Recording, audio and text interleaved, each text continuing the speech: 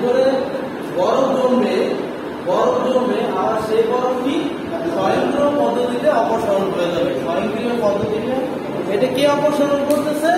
এখানে একটা হিটার আছে, এই হিটারটা হচ্ছে অপসারণ করতেছে। ঠিক আছে, তাহলে আমরা বলতে পারি যে সকল রেফ্রিজারেটর বরফ জমে, কিন্তু জমাকৃত বরফ কি করে অটোমেটিক পদ্ধতিতে অপসারণ হয়ে যায়, তাকে ডিফ্রস্ট টাইপ রেফ্রিজারেটর বলা হয়। ঠিক আছে, তাহলে frost type defrost type refrigerator আমাদের 8টা ইলেকট্রিক্যাল ডিভাইস আছে। এক নম্বর হচ্ছে থার্মোস্ট্যাট, দুই নম্বর হচ্ছে ওভারলোড প্রোটেক্টর, কম্প্রেসর, রিলে মানে পিটিসি রিলে, কয়টা গেল? 1 2 3 4 5, আর হচ্ছে ডোর সুইচ এবং ডোর ল্যাম্প। ক্লিয়ার? এই 7টা হচ্ছে আমাদের ইলেকট্রিক্যাল কি ডিভাইস। এখন আমরা এখানে একটু দেখি এই সার্কিটটা কিভাবে কাজ করতেছে। আমরা প্রথমে সাপ্লাই লাইন থেকে একটা ফেজ দিছি এবং একটা নিউট্রাল দিছি।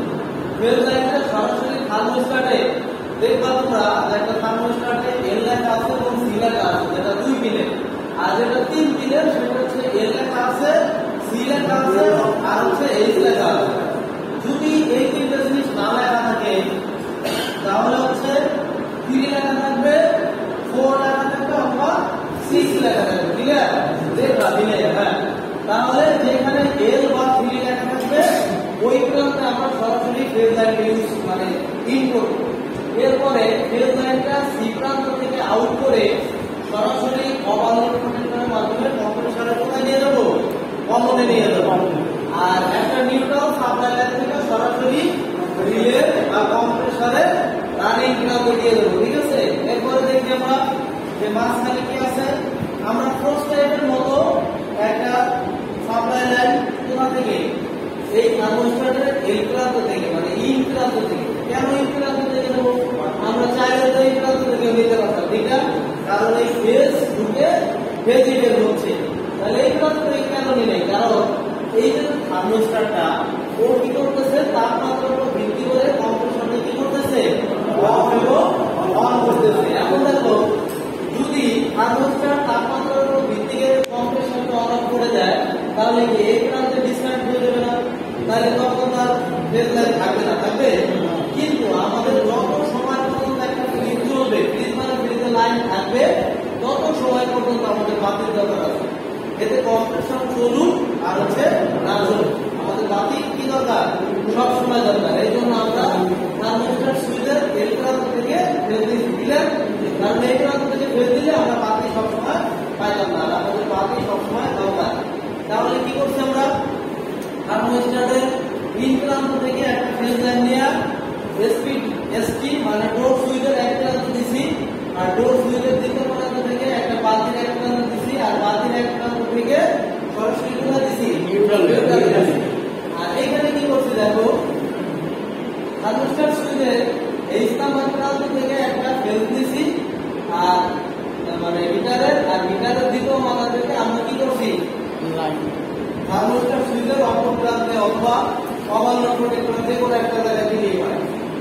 এখানে মজার বিষয় হচ্ছে দেখো, এইটাও কিন্তু ফেজ লাইন, এটা কি থার্মোস্ট্যাট সুইচ না? সুইচ মানে কি? আমি কি বলছি, সুইচ মানে যতগুলো লাইনে থাকুক প্রত্যেকটা ইনপুটে যা ঢুকবে আউটপুটে লাইনে যাবে। তাহলে এখানে যদি ফেজ ঢুকে তাহলে এইটাও ফেজ, নাকি? এইটাও ফেজ, এইটাও ফেজ। তাহলে এই সংযোগটা কেমন হয়ে গেল না, যে এইখানেও ফেজ যায় না এখানেও ফেজ যায়। আসলে এটাই সঠিক সংযোগ। কারণ একটা ডিভাইস যদি চালু হয় বা চলে তাহলে কি লাগবে? অবশ্যই আমাদের ফেজ লাগবে এবং নিউট্রাল লাগবে, ঠিক না?